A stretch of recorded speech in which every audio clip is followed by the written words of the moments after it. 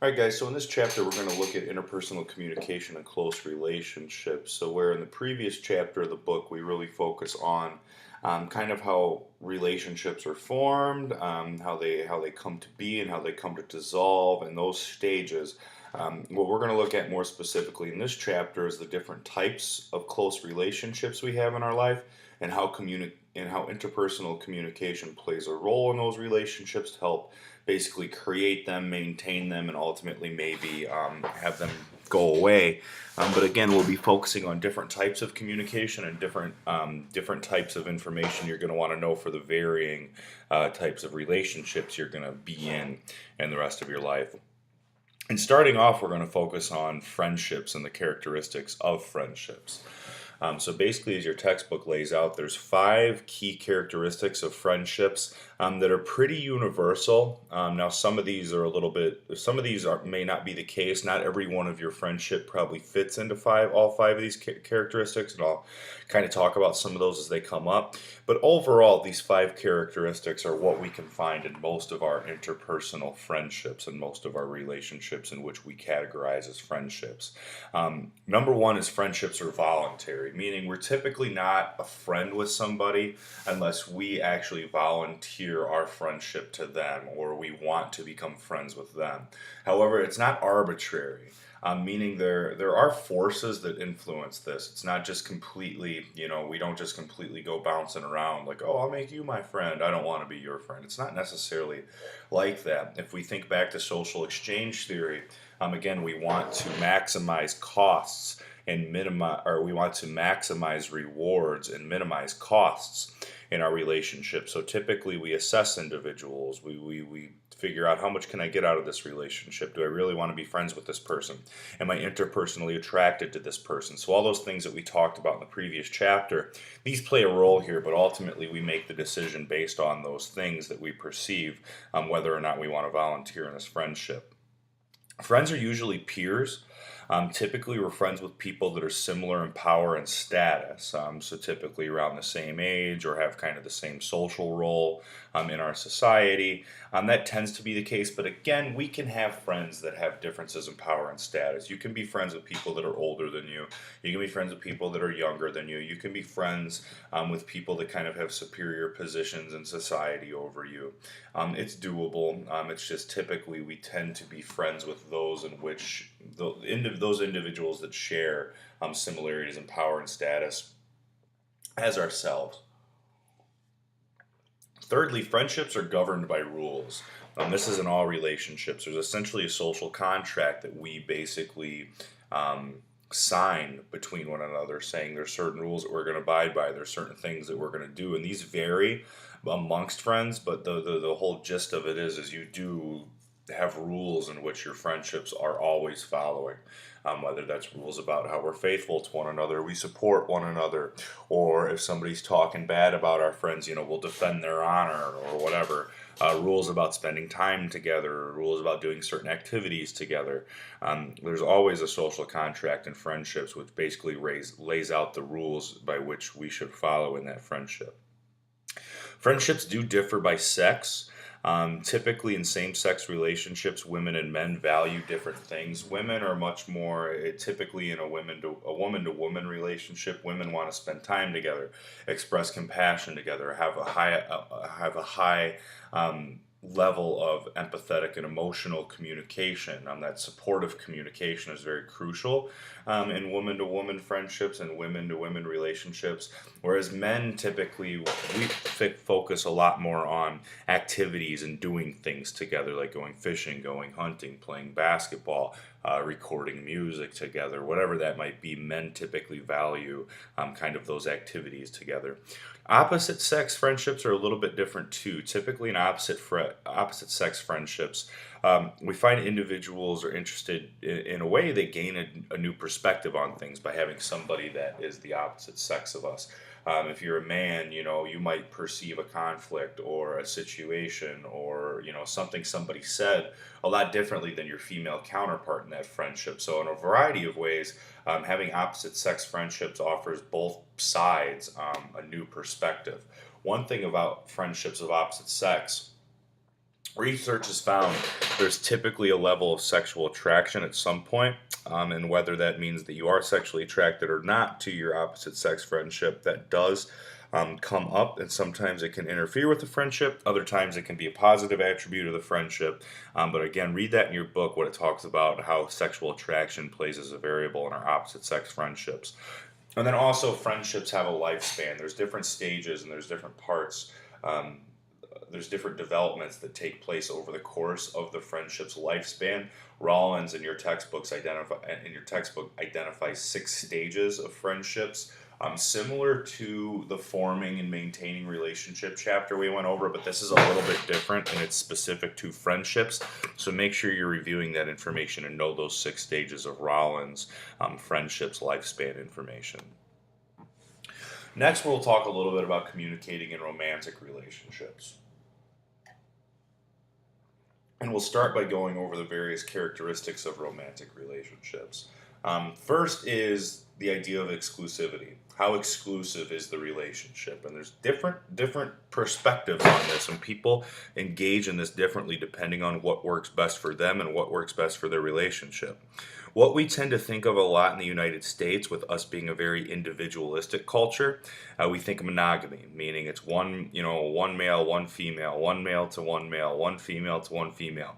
It's 2 individuals connected in an exclusive monogamous relationship. You don't go outside of that. You don't get romantic benefits or rewards or associations with anybody else. The only person you kiss, the only person you have sex with, the only person that you introduce as your romantic partner to your family. There's one person. That's monogamy. A little bit different from monogamy is the idea of an open relationship, which isn't necessarily a cultural norm in our society, but a lot of individuals take part in open relationships. Open relationships is basically where you have a partner, but you kind of negotiate rules and boundaries surrounding what you're allowed to do with other people. Whether that's you're allowed to go out and date other people while you're in a relationship, or you're allowed to have sex with other people while you're in your relationship. There's just different rules regarding an open relationship. In an open relationship, you still have one partner, you have one person that you identify as your romantic partner, but there's a little bit of leeway in terms of what types of activities you're allowed to take place in with other individuals. And then polygamy, this is really popular in like Asian and African cultures. This is where you're essentially with more than one person. This is where you can have more than one spouse. You can have more than one boyfriend, more than one girlfriend. You can be, in a group of essentially like 6 to 8 people that are all kind of connected and all in one giant relationship. It doesn't really sound very normal to us. It's not a cultural norm here in the United States, but in a lot of cultures, this is a very common thing.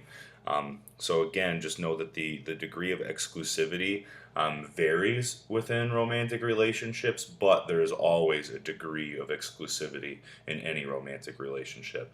Voluntariness is also another characteristic of romantic relationships, and I kind of made a little spectrum here from voluntary all the way over to the right of non-voluntary. And in the United States, our relationships are very voluntary. We decide who we want to date. We decide who we want to call our boyfriend or girlfriend. We decide who we want to call our partner, and we ultimately have a lot of choice in who we decide to marry or not. In other cultures, there's arranged marriages. It's where your parents pick who your partner is going to be, who you're going to marry, so on and so forth. So this varies culture to culture. Again, we are very, very voluntary here in the United States. We get to make the choices surrounding who we ultimately spend our lives with, whereas in other cultures, those are arranged and kind of dictated for us. Love, this is a concept that again varies culture to culture. It's more or less important depending on culture. In the United States, we base a lot of our decisions to get married on love. I love that person. I want to spend my life with that person. This person's my soulmate, so on and so forth. A lot of other cultures, and even a lot of situations here in the United States, love doesn't necessarily have to be the biggest factor in terms of getting married or being with somebody. A lot of times finances come into play. Are there equitable roles? Kind of what can you do that I can't do that I need somebody to be able to help me with for the rest of my life? Often these things are taken into consideration, and all over the culture. I'm sure that some of you know individuals that may be married. They're not necessarily deeply, madly in love with one another, but things work. There's equitability, whether that's through finances or gendered roles in the household. Things work for them. It's not just based strictly on strong, overarching, overpowering love. Sexuality, there are different types of relationships, basically, in romantic relationships. There's always going to be a component of sexuality, whether that's heterosexuality, homosexuality, sapiosexuality, whatever that might be. But this also determines a lot in means of how, I guess, how much help they have or how much support is given to the relationship. In the United States, again, we're still very heterosexual. So heterosexual individuals typically have a lot of privilege associated with their romantic relationships. More often, gay men or lesbian women are still faced with a lot of scrutiny, and a lot of this has to do with legalities and institutionalized norms associated with that. And then finally, there's permanence, meaning how permanent will the relationship be. Um, in marriage is usually a benefit for this, and we typically view marriage as permanent, not just because we want to see ourselves or view ourselves as being with this person for the rest of our life, but also if you think about it, marriage is promoted, protected, and rewarded in many cultures. I mean, think about the legal ramifications with marriage. You get tax breaks. There's certain things like when you go and buy a house, your mortgage rates are lower and things like that. There's a lot of positives associated with marriage, and that affects how permanent the relationship is. Now, not all marriages, not all relationships are permanent, obviously, but usually, typically, when we get into a romantic relationship, we think in long term. We're not thinking like this is just a short little fling, this is just something we're doing for fun. This is something that I want to see a future with and want to invest and see if there is a potential future in this relationship. There's different relational types. So some of us, you can probably figure out kind of where you belong in these different types. The first is traditional couples. This is a pretty culturally conventional approach where they believe in gendered roles. There are certain things that the woman should do, certain things that the man should do. These are the situations where the wife often decides to be a stay-at-home wife and raise the kids, where the father kind of follows the role of breadwinner and goes out and makes the money and supports the family financially.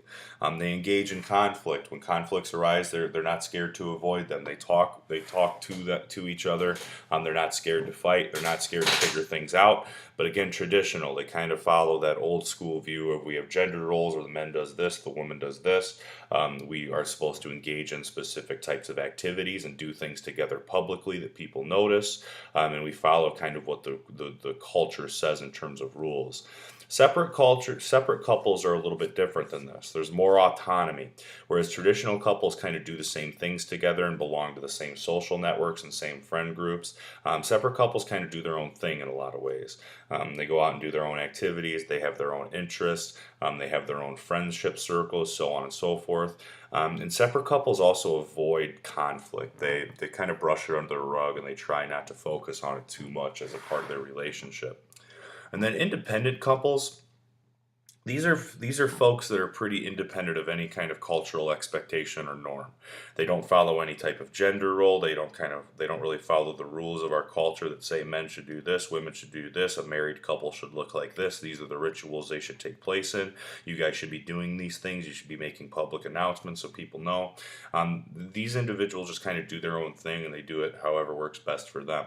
So there's no right or wrong between these three different types. There's just different approaches to how people engage in their relationships.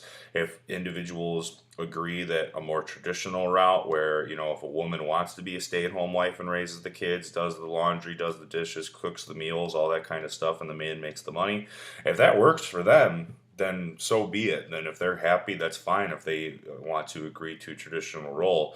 Whereas, other people want to be in separate couples or they want to be independent couples. The problem arises between couples when one of the individuals wants to be in one type, whereas the other one decides they want to be in another type.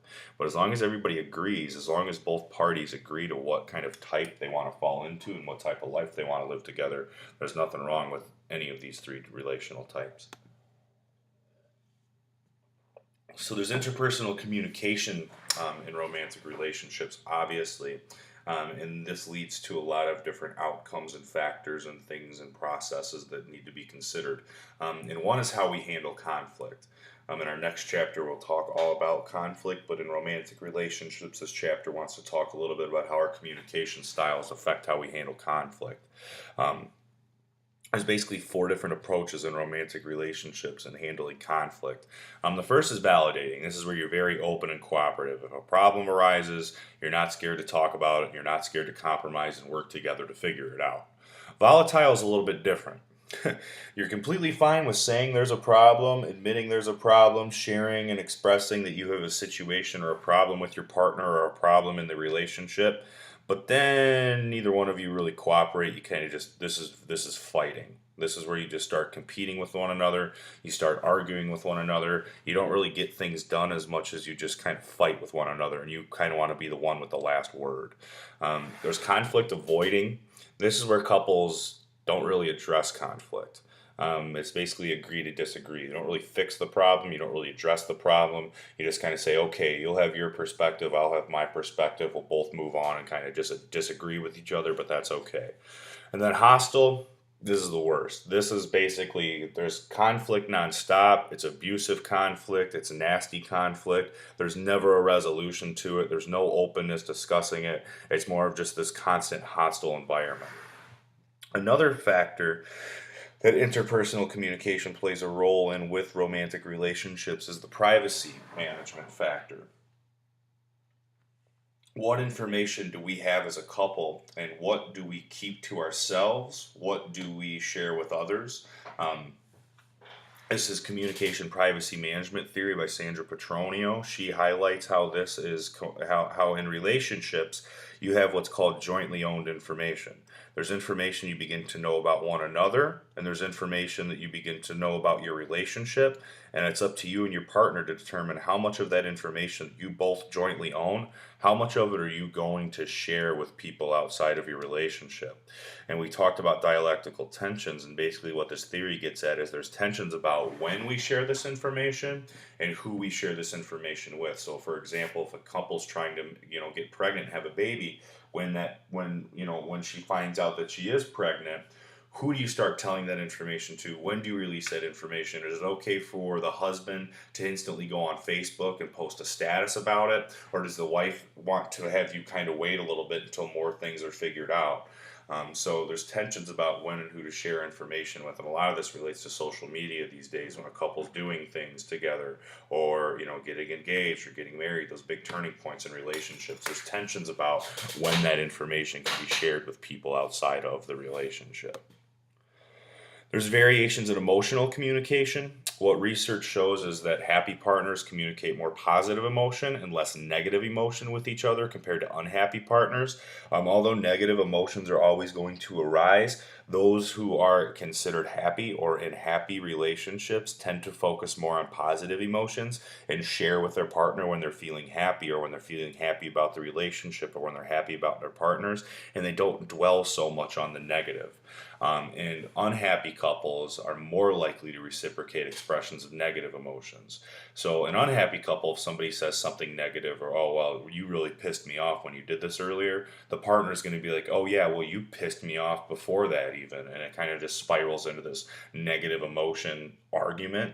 Whereas more happy couples, if somebody expresses something negative, they won't necessarily dwell on it. They'll try to reciprocate, and they'll try to come back with something positive to change their partner's emotions a little bit and make them a little more content or happy. Also, there's differences in instrumental communications.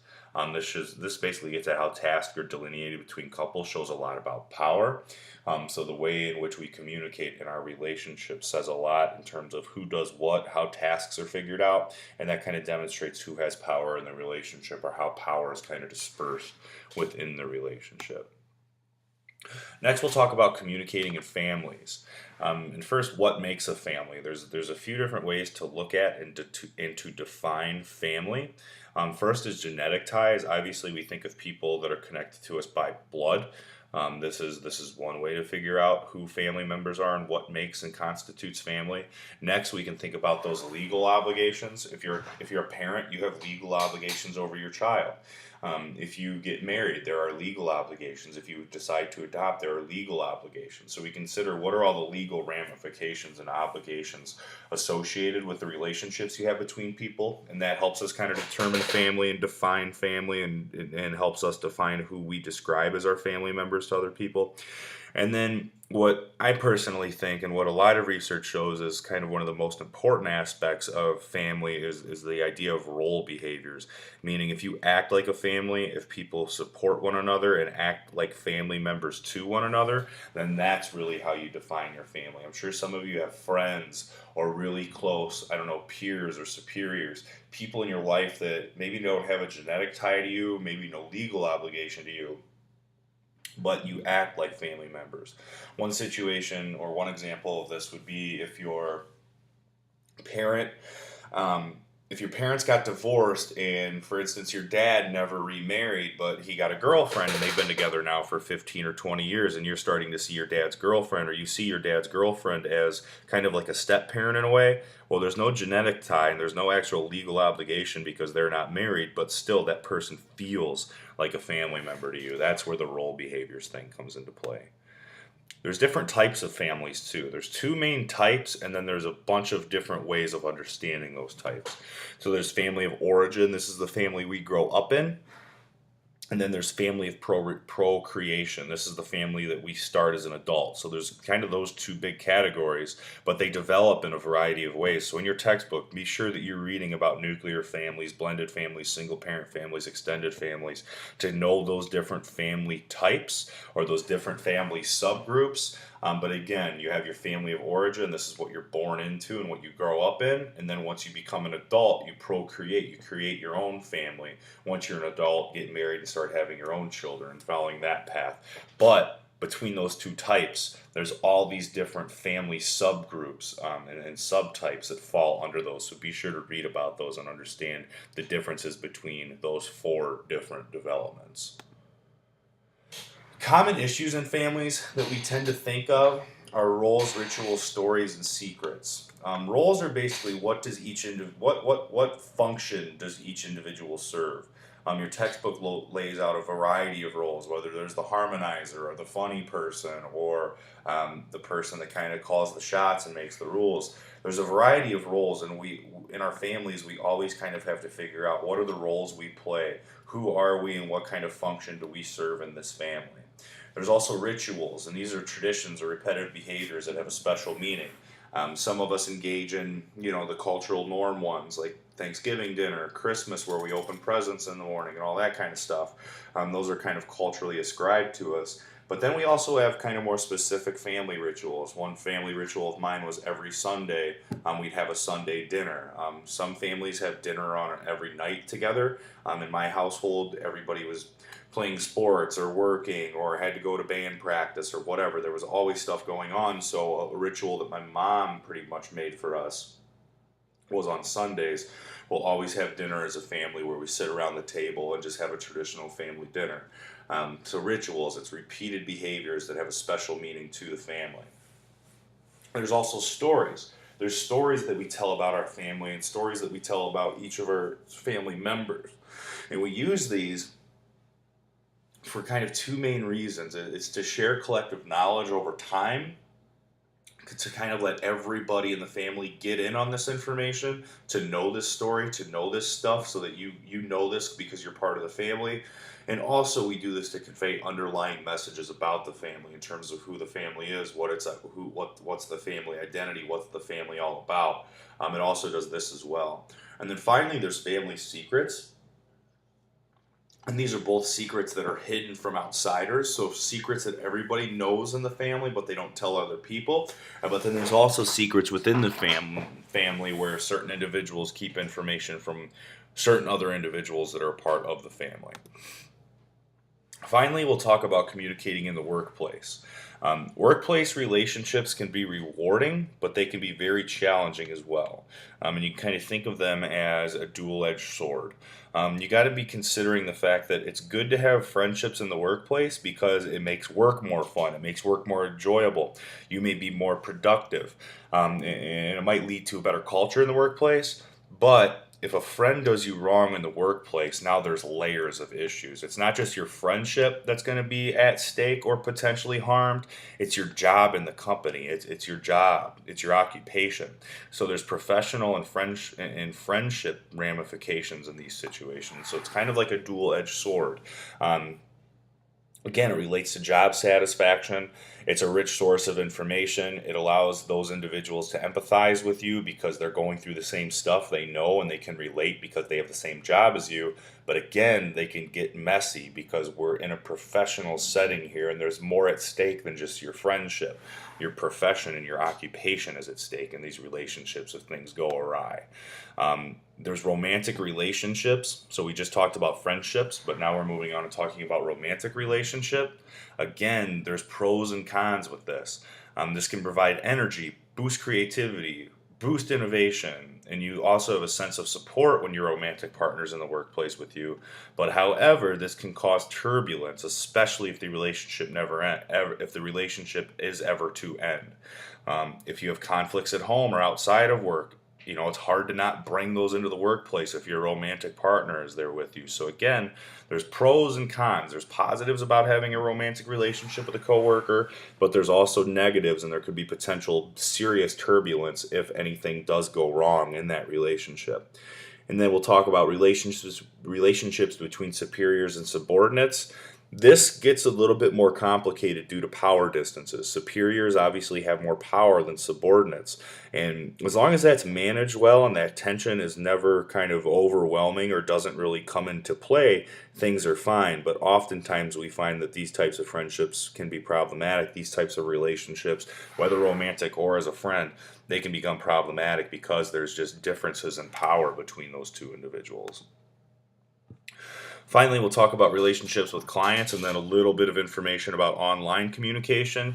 Um, with clients, it's another situation. We want to have relationships with our customers. We always want to develop relationships with our customers and our clients and the stakeholders in the businesses and organizations that we work in, but we need to have careful boundaries. We need to create boundaries and just certain things that we cannot do with customers and clients. So you'll find in your organizations there'll be rules about this, there'll be policies about this, but again there'll be some flexibility. But you always got to just be familiar with what kind of the rules are. And then finally, just general online communication in workplace relationships. The key to communicating online is appropriateness and effectiveness, as is with any communication. But it's important that you learn the policies, you know the rules associated with communicating online and what you can and cannot do. Use it as a convenience, not a shield. So don't start referring to or resorting to online communication because you're too reluctant or too scared to go speak with somebody face to face. And then to kind of piggyback off that, don't email things that you wouldn't say to somebody personally face to face. Keep in mind that online communication, whether that's email, instant messenger, text messaging, whatever, it leaves a trail. So there's always going to be evidence. It's not something where you can just kind of cover things up. With that said, use the trail if it helps you, and always know your audience when you're communicating online. You have to be very, very critical of your communication when communicating online in the workplace.